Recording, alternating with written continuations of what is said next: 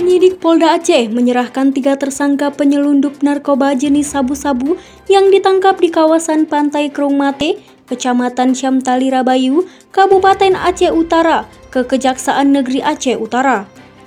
Kajari Aceh Utara mengatakan, ketiga tersangka yang statusnya saat ini menjadi terdakwa itu yakni berinisial MM, SM, dan J. Awalnya ada 5 tersangka, namun 1 meninggal dunia saat penangkapan di lapangan dan 1 lagi DPO. Sebelumnya, seorang penyelundup narkoba ditembak petugas karena melawan saat dilakukan hendak ditangkap di Aceh Timur.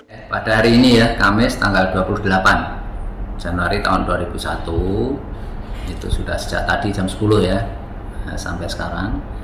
Ini sekitar jam berapa? Jam 2 ya. Kejaksaan Negeri Aceh Utara telah menerima berkas perkara tahap 2 atau penyerahan tersangka dan barang bukti.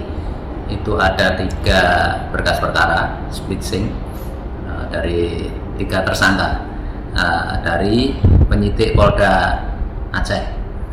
Yang pra penuntutannya itu oleh jajaran jaksa di Aspidum Kejati Aceh, tapi untuk tahap 2-nya diserahkan ke penuntut umum di Kejaksaan Negeri Aceh Utara.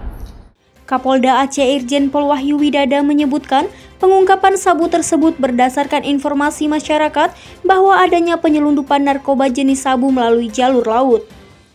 Di mana para tersangka yang sekarang telah diserahkan ke penuntut umum kedudukannya sekarang sebagai terdakwa ya.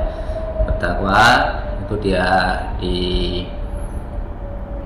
didakwakan nantinya oleh penuntut umum melanggar pasal 112 ayat 2 atau 114 ayat 2 Undang-Undang Nomor 35 Tahun 2009 tentang narkotika dengan ancaman pidananya mati.